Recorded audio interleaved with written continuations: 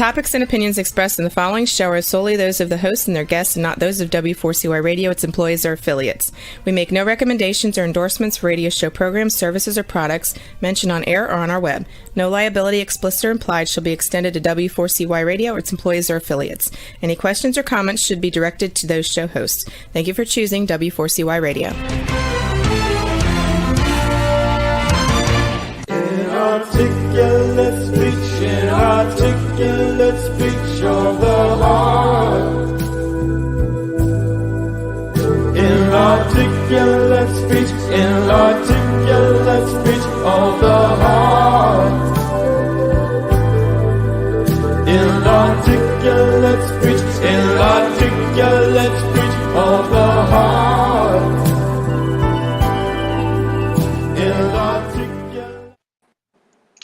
Hello and welcome to It's Your Voice, the show that hosts enriching conversations in diversity. My name is Bahia Yaksan, and I am honored and grateful to have a platform to feature conversations every Wednesday at 8 p.m. Eastern Time on some aspect of diversity. And I use this platform so that we can have conversations about charged topics in our culture and things that are not easy to put on the table necessarily day to day, and hoping it helps other people gain clarity and even approach dialogues on diverse topics that really, really, really impact people's lives every single day. I would like to mention my website because I offer classes related to how we recognize patterns of bias, because we were all conditioned to view things from certain biases, and some of them are oppressive and exploit other people. So I've developed programs and classes, and you can find them on knowwhatyouvantcoaching.wordpress.com, because I am a diversity educator as well as a core alignment coach and an emotional wisdom training specialist, which means we really benefit by using our emotions wisely when we get thrown off course by some aspect of life that really challenges our own values, our own life choices. And today we were talking about a tough one that has impacted so many people, not just women, families, humans, people, not just in this country, all over the world. The show we're calling today is Post-Roe: How does this affect patient care?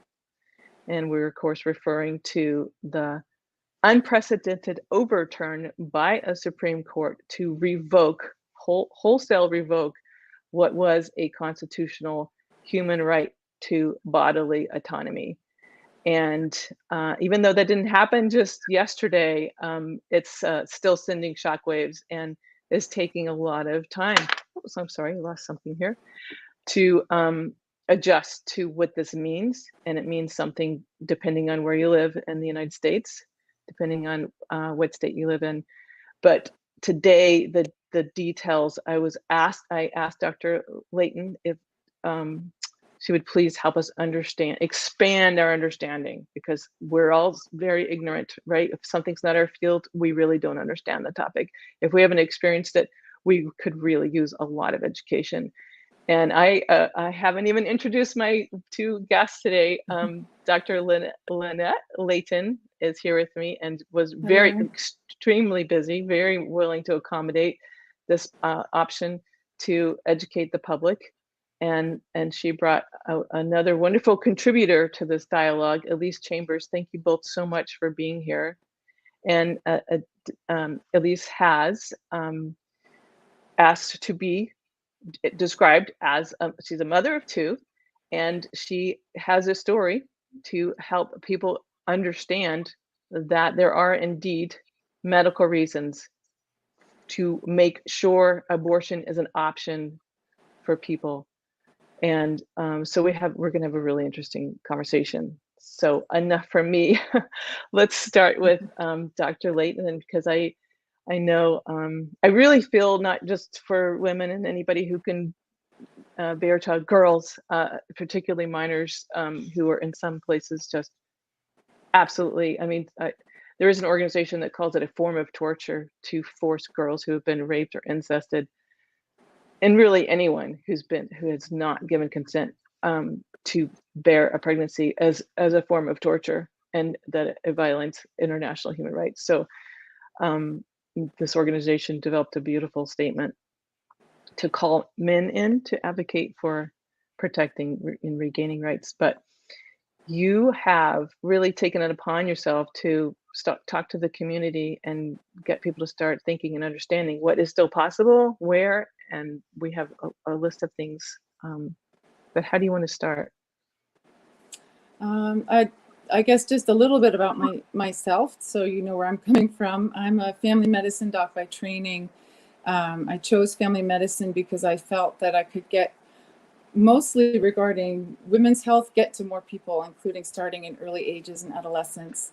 And reproductive health was one of my main interests in that, because I feel that a woman's health is so tied into her ability to plan her own life and her own reproductive plan. So that has been a huge part of me as a doctor and who I am. I now work at a federally qualified health center. We serve over 40,000 people in California.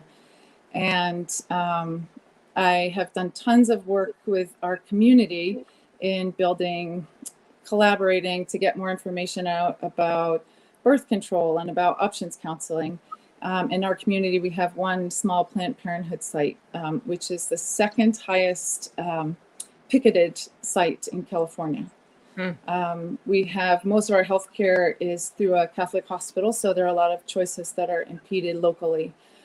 So I've just done tons of work reaching out to public health nursing and schools and as many people as I can, and collaborating with Planned Parenthood, just to try to increase education and access for this community.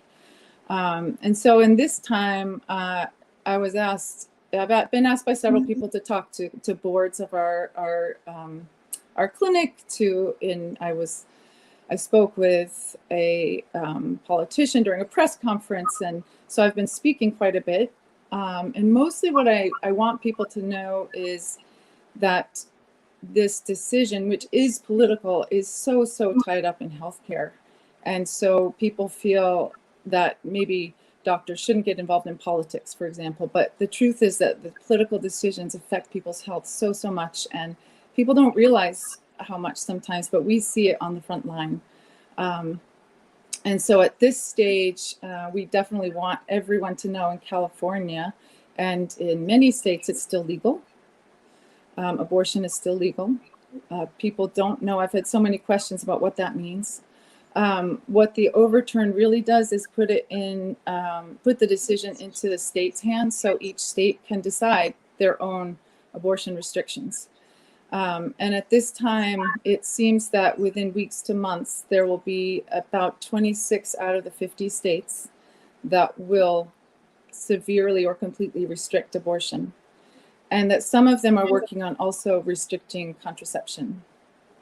And though our government is doing a great job at working to protect patients who are coming into the state, people who are in the state, doctors and patients alike, we don't know what the future holds. And so I think that so many people have asked me, what can I do? What can I do? I think one of the most important things is to just stay informed. Like, keep reading the articles, no matter how hard they are. Read every day about the changes, read patient stories and find out what people are going through. Understand what medication abortions are, and the rights that people have to medication abortion.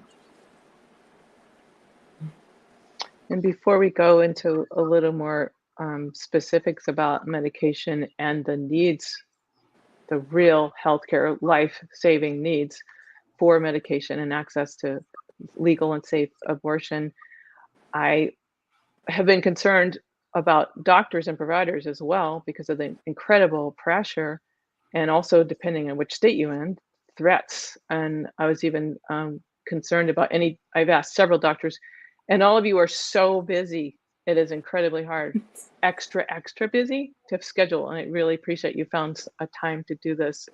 And the head of the California, the CEO of Planned Parenthood, really wanted to be on, but can't. Is way too busy right now. Yeah. But I wanted to see, could you just share a little bit how it feels as a provider, like I know you take the Socratic oath, which I don't remember verbatim, but I know it must go against what you feel like your job is to have. Completely. Hmm. So, as a person in this country, it's extremely upsetting. As a provider, you said, how does it make me feel? I'm angry. I'm really worried. I care so much about my patients and my ability to help them. I think history has shown us, I know history has shown us here in this country and in many countries, that when abortion is illegal, women die from the procedure, because it doesn't decrease the number of women who want that procedure or seek it out. It just changes where they get the abortion. In remote history, even before antibiotics, women did that. And so many women died, thousands of women died every year in this country from that. And then after Roe v. Wade, we saw the health of women improve tremendously. And because it was safe, it went down to less than 1 out of 100,000 women having any serious complications from that. So Wow. as a person who has studied science, as a person who deeply cares about my patients, it is inhumane to me not to support a woman's choice to find that option. And it feels like they're trying to tie our hands behind our backs, and it feels horrible. Thank you so much for letting us know how it's impacting you. And I think it's impacting, I want to say, everyone, whether we're in direct need or not. Just it does feel so inhumane to so many of us who just grew up with this as a assumed given, Yeah. and rightly given right, so to speak. And I want to I have more questions for you, but at least thank you so much for being here. And I don't know if you want to just let me know when you want to start pitching in your story or your point of view, Yeah. because it's so important. Yeah, I second everything that Lynette said, and I am a walking example of how abortion is life-saving. I actually had 2 life-saving abortions during my cancer treatment for non-Hodgkin's lymphoma, and the first came about. I found out I was pregnant when during my first round of chemo, but I was too early to detect. So we didn't know until after I had received 2 8-hour days of chemotherapy. And the genetic counselor assured me that the pregnancy would not be viable. And if I did, in fact, have this baby, the length and quality of that child's life would be severely compromised. So my husband and I made the decision to terminate the pregnancy in order for me to move forward with my cancer treatment. At the time, we had a 10-month-old daughter, and we really wanted another child. Just medically, for my health, it would have been too risky. And we were really surprised when 2 years later, after having our second daughter, I should back up. While I was pregnant with our second daughter, the cancer came back so aggressively that hope really dwindled. And the cancer spread to my bone. I became chemo resistant. I needed chemotherapy during the 3rd trimester of my pregnancy. I was induced early in order to have further additional emergency chemotherapy, and none of it worked. And I was miraculously put onto a clinical trial that saved my life. But the pregnancy hormones coupled with the cancer was life-threatening. And so when I found myself pregnant 18 months later, we were incredibly concerned. And my husband simply said that he couldn't afford to lose me, that we had 2 young daughters under the age of 4. And my oncologist agreed. And so we had a second termination. I had an IUD implanted, but it had punctured my uterine lining, so it was removed. And I didn't want to be on birth control because of the additional hormonal impact with the cancer. So birth control options were really limited. My husband has since had a vasectomy, but that's sort of my story. And now I am present to be a mother to my 2 daughters. And without abortion, that wouldn't be possible. Wow, thank God you're here for them. Yeah. I'm so glad you had the options. And if you don't mind me saying, I just can imagine the torturous choice, the feeling of like you know, like you, as like many others, want to have children. It doesn't mean we always can. Exactly. And that's why I feel disturbed sometimes when I hear the terms pro-choice versus pro-life, as if pro-choice means you're not pro-life. Right. And as if abortion is easy for anyone ever. Or in my case, you're choosing a life. You're choosing my life over an infant's life. Yeah. Well, thank you very much for sharing that incredibly personal and private story. And I believe you will benefit a lot of people by doing this. Thank you. I hope so. One thing that's another, and I don't want to leave us in terror. We always bring us back around to like hope and possibilities and resources when we wrap up the conversation. But one thing that Dr. Leighton reminded me on, I completely forgot about this, was the Hyde Amendment. And can you just educate us about what that means and meant? Yeah. I'll tell you as much as detail as I know. I'm not a lawyer, but I know how it affected healthcare. So I believe it was 6 years after Roe v. Wade, legislation went through Congress, led by Henry Hyde. And that it basically restricted all finances, federal money, to have anything to do with abortions. The original intent was all abortions. There was some change that allowed it for risk of the woman's life, or in cases of rape and incest. But essentially, there were, because of funding in Planned Parenthood, because of funding in federal clinics, there were hundreds of thousands of abortions that had some sort of federal funding attached to them, and that was almost completely taken away. And so I work at a federally qualified health center, and we are not allowed to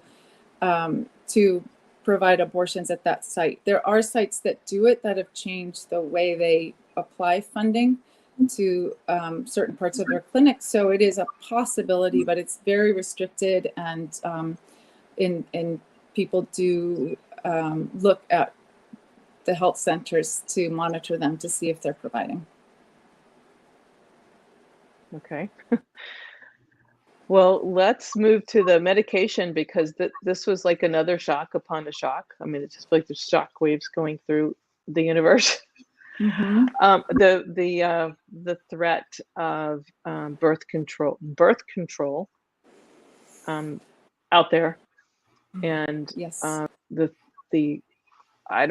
don't know the like stage, the legal stage, or exactly where. The idea of limiting access is also looming, and not over women, but I appreciate, like Elise mentioned, her husband was involved in the decision, like not only women, but also the men who love them, and the men who care, the men who are involved, and the men who are responsible also would like to have choice over how their family is affected and their loved ones.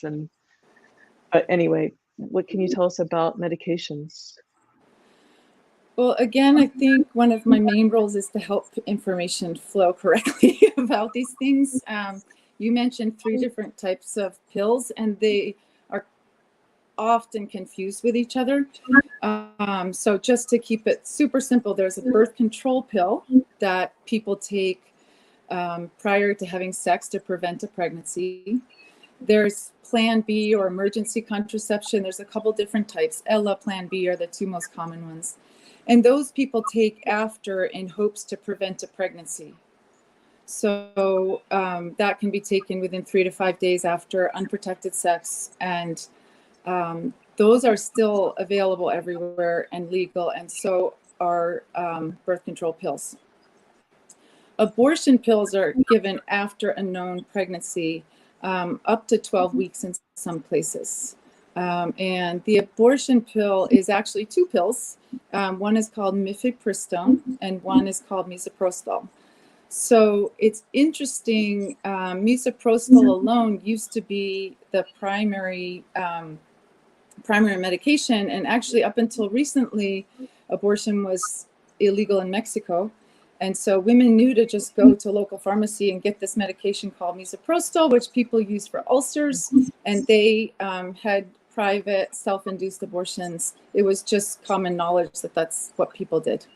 And it didn't have to go through a provider because they have more access to medications than we do there. And so then it was shown that misoprostol plus mifepristone is just much, much more effective. So early in abortion, it can be over 90% effective for women. And also something that people don't realize is the majority of abortions now are actually induced by pills rather than procedures. So there's some confusion publicly about what does it mean that all these are shut down, all these clinics are shut down across the country.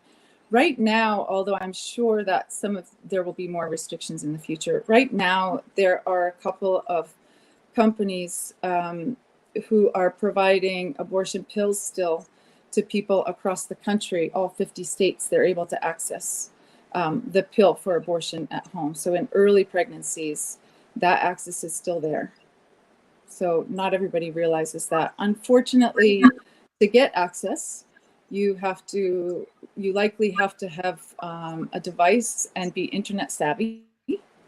And you have to be knowledgeable that that's even a possibility. And now there's a lot of fear about just Google searching that kind of information. So I'm sure there's tons of limitations happening from people actually accessing it, even though that is available. Oh my gosh. That's so sad. I had not thought about that ramification, that post Roe overturn. Yeah. Because you can be considered a criminal, right?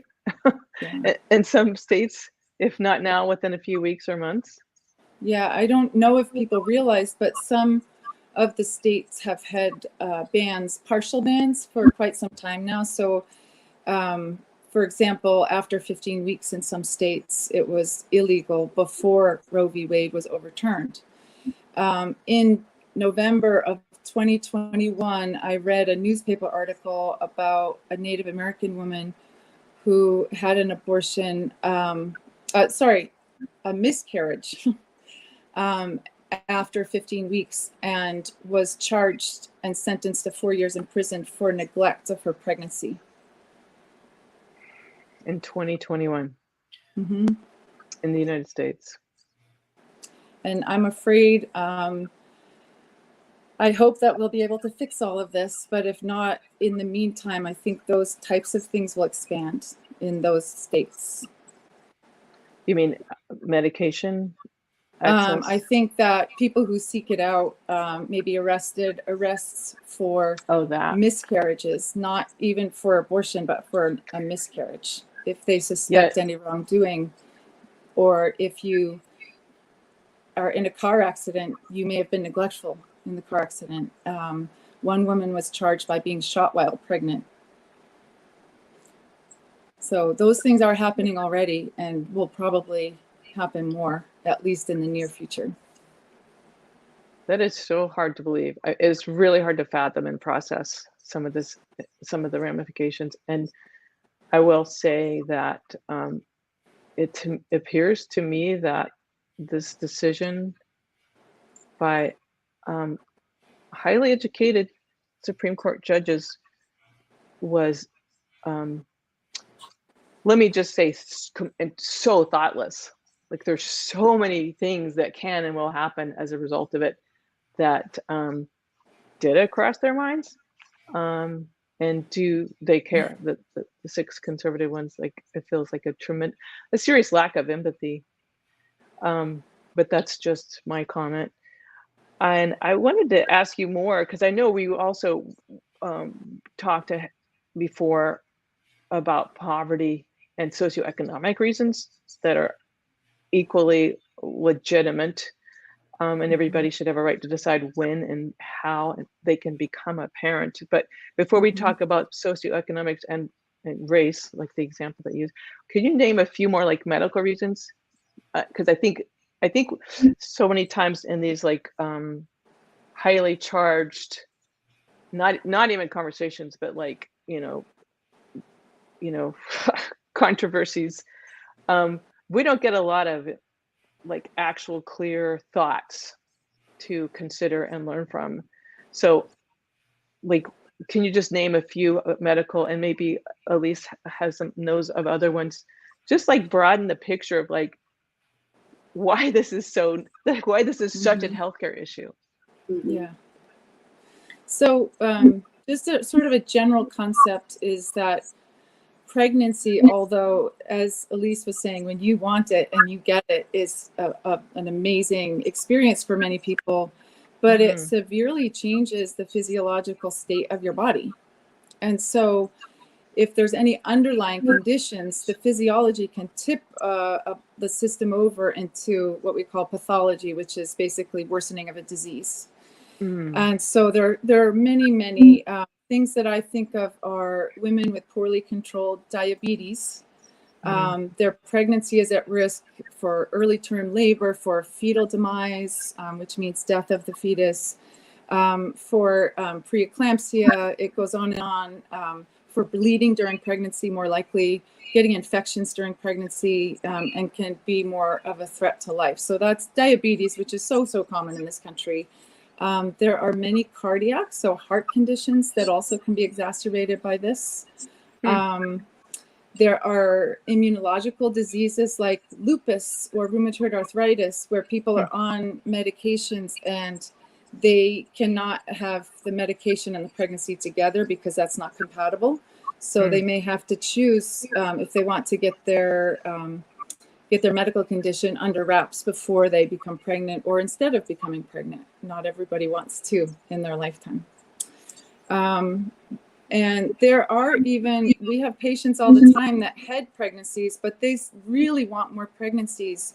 So they may have suffered tremendously and had preterm labor and had all kinds of repercussions, and they still want to have another child. And they decide with my help if they want to take that risk or not. If it's not legal, we can't really have that conversation and have a solution for them. They have to continue. And now I just tell them what their risks are, and they have to continue. And that's where I think the compassion is missing that you were speaking of, that people don't see these things up close. If they don't have a friend that went through it, then they may not understand that part of it. But I think Elise is definitely a great example of that. All the complexity of these decisions for people who, they're not, what is this? There's a stereotype, unfortunately, of people who get abortions. And recently, a friend of mine who is well-educated said he always thought it was young, promiscuous women that had abortions. Until recently, and he's been reading and he's been educating. So he was, in a way, telling me his secret of what he thought. And he's changed his mind about it so much because he's been reading a lot about it. And in Elise's case, here's this grown, educated, wonderful human being who is suffering through some impossible choices. And that's really what it's about for her, not the other thing. And I also wanted to mention women who have complicated pregnancies, chromosomal abnormalities like Tay-Sachs or cystic fibrosis, pregnancies that may not be viable, but that family should be given the choice as to whether or not they should move forward with it. We were told that our eldest daughter had a 99% chance of having Down syndrome. And we decided to move forward with that pregnancy. But I do think that is a choice that a family can make. Financial, health. I mean, what can your family provide a child with needs? And that needs to be taken into consideration. Absolutely. What can we give? What do we have? What resources, not only outer but inner, and Right. what kind of network and family support and medical support do we have? The hardest job in the world, and the most beautiful thing in the world, to be able to bring a child to, full term and have one. And Dr. Leighton, thanks so much for mentioning the word stereotype or myth, because I think that's out there. That is such a strong, like, oh well, if somebody had an abortion, they were being irresponsible. That's just so. And I used to give public education talks and would look up every single statistic, and I'm not doing that right now. I'm bringing in other people to have conversations to get. I think we just really need the concepts, and your idea of, like, let's go get more information. Like the male friend you mentioned, who admitted, which is hard to admit, that he had a stereotype, and how incorrect that is. I wish I had a statistic, because I given what I know in my life and conversations with this, I by far think that was the minority of people, and it's like with any aspect of anything where we accuse people without a foundation of evidence.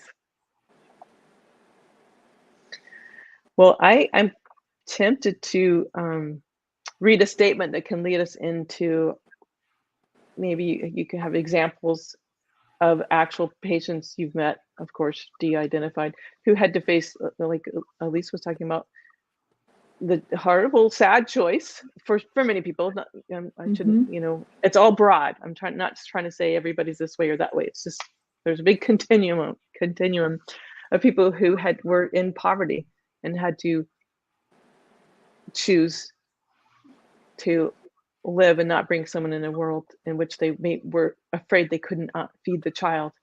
And we know that is still a reality. But I'll read this statement, and then I would love both of you to comment on it. And this is from an organization, let's see if I can do this well, that's called Maine Boys to Men. And they do incredible trainings with young men who sign up voluntarily. They work at schools. I think it's middle school through high school, and then they have a lot of men come back to volunteer to help educate men about male violence that's, like, taught and conditioned, but can be interrupted, and just like any other pattern, with enough support, we can step out of the conditioning, see different choices, and help protect rather than cause harm. And so it's called Maine Boys to Men. It's an awesome program. That's the name of their website. And they made a statement after the overturn of Roe, and this is the statement: calling in all men to end reproductive violence and take pivotal action to advance gender equity. That's one of their missions, is to advance gender equity. We, the board of directors and executive director of Maine Boys to Men, a nonprofit courageously committed to ending all forms of male violence, condemn the decision by the U.S. Supreme Court to end a person's constitutional protection to seek a safe and legal abortion. We believe the decision represents an attack on human rights. Additionally, it strengthens the dominant story of male power that's abused, power over others, and continues a history of patriarchal control over reproduction and society. And they say, we call on a collective and critical mass of men to challenge those who consistently make decisions that negatively impact and encroach on the right to bodily autonomy or reproductive health care. And it does go on and name specifically, kind of like, think about it, like we were saying earlier, who's going to be impacted more? People who can't access this basic health care, whatever you want to call it, abortion procedure, and whether it's because they don't have the money to travel somewhere where it is safe and legal, or they don't have the support to get there. So I just wanted to just kind of, and then we talk about race. Also think about, that means who can access and control their bodies more, people who have money and resources. And we know, based on actual data, demographic data in the United States, that it's still predominantly people who are white and have white privilege and more access to resources. So that might sound really cynical, but it will affect brown and Black women and families more, and people without income, with less income or no income. So do you both care to comment on that? I have examples. Elise, go ahead, and then I'll give some examples. Go ahead. I know that very close to your heart. Okay. I would say 60 to 70% of the patients where I serve are from families that are primarily Spanish speaking. And I have examples that sort of help see how this could affect them. But in general, people in poverty have more barriers than we can even imagine to getting good health care. And on top of this, there's a lot of politics involved and religion involved in how they access health care. So, for example, a young mother of 3 kids who's taking a bus to a healthcare appointment, and she has an appointment for herself, and her other kids cannot imagine possibly having one more. And yet that same patient may not know how to access birth control. They may be even coming to our clinic and not know that we provide it. So that comes up a lot in my community. I did have one patient that haunts me. I have several patients, unfortunately, but one that I'm thinking of is a young mom who had 3 children at home, and she didn't speak English. She'd been to our clinic many times, and she delivered her other children at a local hospital, which is Catholic. So in the Catholic hospital, they're not allowed to talk about contraception or abortion. And so I was seeing her 6 months, maybe after her last delivery, and she came in for a pregnancy test and it was positive. And when I delivered the news to her, I asked her how that made her feel, and she burst into tears and said, she can't afford this. I can't do this. And then I asked her if she thought about contraception in the past, and she said that she thought in America contraception was illegal, so she was always afraid to ask about it. So they tried to take care of it with natural family planning, and that plan failed. And even if she did have access to some birth control, I want people to know birth control does fail, and that's also one reason that people seek abortion. Her choice was natural family planning, and that failed for her. But as I was explaining to them that it's not illegal, and that I gave her options counseling, which means I talked her through her options at that time, which could be go to Planned Parenthood to get a procedure, or termination, or continue the pregnancy, and I could help her get into care. And as I was talking, her cousin was with her, who was 6 months pregnant. She burst into tears. She said, I didn't want to be pregnant either, but I didn't know it was legal here. And so if you break that story down, there's just so many levels of our society impeding their ability to plan their own families. And so, and then the more and more children they have that are not planned, the more expensive their life is, the more hectic their life is, the more their health declines because they can't take care of themselves or their kids. And it just grows. Their inability to keep their family healthy grows. It is a spiral. Elise, did you want to add anything right now? I have a very similar story. I actually dropped off all of our old baby stuff this morning to a young mother who's pregnant with her 3rd child. She's 22. And she is from Mexico. She does not speak the language very well. And she, frankly, is too scared to go to the doctor's office and to ask for contraception. I think there's some familial pressure, and then also maybe a loneliness. So she doesn't know who to talk to about this. So she finds herself in a situation that she doesn't want, and it feels a little out of control, and it's painful to watch. Sorry, again, it's just. Oh. Yeah, don't apologize for having empathy and feeling for other people. Both those stories are incredibly painful. And they do, the idea of overwhelming a human being and telling them, again, when we can have children, whether we can or not, it's beyond words sometimes. Mm-hmm. Do you have, I think stories are really important because they help us really picture human beings. I appreciate the story you told of the woman who was Native American, and I don't know if you have more. And then you said the community you work in is over 60% of Latinx. Mm-hmm. Yeah, I have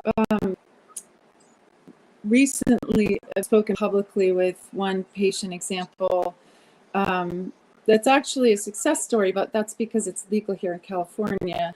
It's a patient of mine who I've known for years, and I've gone through all the steps with her in planning for future pregnancies. In her case, she started having kids when she was 15, and I saw her, she was 33, and she came to me for another pregnancy test. Now, I had talked to her about what we call a reproductive life plan, and she had shared with me that in her past pregnancy, she had severe depression, to the point where she couldn't get out of bed. She felt suicidal. So after counseling her about all her options, she chose the birth control pill. But she has 3 teenagers at home. She's the primary breadwinner. Her husband was laid off for a few years. And so she was having trouble putting food on the table. And she just was so busy that she kept forgetting to pick up a pill. So that birth control method failed her because it requires somebody to be organized at all times and stay on top of it and pick up your pills when they're due. And so she got pregnant in the meantime. So I talked to her about her options, and she was very clear. So another myth is that people need to be counseled because women might not know. Women come to me knowing what they want on almost all cases. They come in saying, I don't want to continue this. So I did talk to her about that and how that works and what her options were. And then she did choose to terminate. I helped her get an appointment at Planned Parenthood. She came back to see me after the procedure. I helped her get an IUD. IUDs are birth control that go inside the uterus, and they last for 7 to 12 years. And she chose the 12-year method. So she felt so much peace of mind. Another myth is that people think that that people are depressed after abortion. In truth, people who are prone to abortion in their life may have more risk after that, as in any life decision, but there's no increased risk in the general population of depression from abortion. She was not depressed. She was so grateful. And part of that was because she was able to continue working, cleaning houses to put food on the table for the 3 children she already had. So she was definitely pro-life and pro-children. She loved her kids. They were the center of her universe. But adding another to her felt like her family might crumble. Thank you again for the illustration of another human family, another human life. And how hard it is to do when you're alone, to not have someone in her life who could help her make sure she should pick up her pills in time. And remind, like, there's so much going on when you're raising children. There's so many distractions and fatigue and exhaustion. And as much as we love it, it's incredibly different when there's another person there supporting you and when you think and go through all the days and nights of it. I did want to go, I think we just have a few minutes left, but I wanted to go to, you mentioned religion, and I just wanted to say this, that another problem I see with the SCOTUS decision is it just seemed like it seemed like a big force behind the conservative judges who made this decision. It seemed to be affected by religion. Do I know that? No, that's just my thinking. Like, wow, even despite what they said when they went through their hearings of whether or not to be appointed by the Senate, which said they would not let religion affect their decision. It's just one way for me to try to explain how could they possibly make this decision. So I just was reminded, like, whatever happened to a church versus state, the separation of church versus state, not versus, but the separation of church versus state. Did I say it right yet? And it also, well, another thing, because I'm so much all about diversity. First of all, there's so many different religions. There's so many different religious points of view. There's so many different kinds of Christian. So it's like from a very narrow part of the spectrum of values in our very diverse country, that it feels like the decision came out of a really small, narrow window. It looks like a lot. It's not like a party line. There are a lot of Republicans who are pro-choice, who are petrified and worried about access to healthcare. Bless you, Elise. I just wanted to, if anybody wants to add any comment about, because they're secular people with like very strong, caring, compassionate values. This whole idea that there's something more righteous about this it seems like a really judgmental influence from a very narrow portion of perspective. So we're getting to the point where I need to ask you both to think about what would be your closing thoughts, whether it's on religion or something else, because we have to wrap up in a few minutes. My closing thought really is just sort of a plea to everybody to keep an open mind and to stay informed, to be careful of your information resources. There's just so much out there, that information that's trying to debunk science. And so that has great effects, not in a good direction, on people and their health.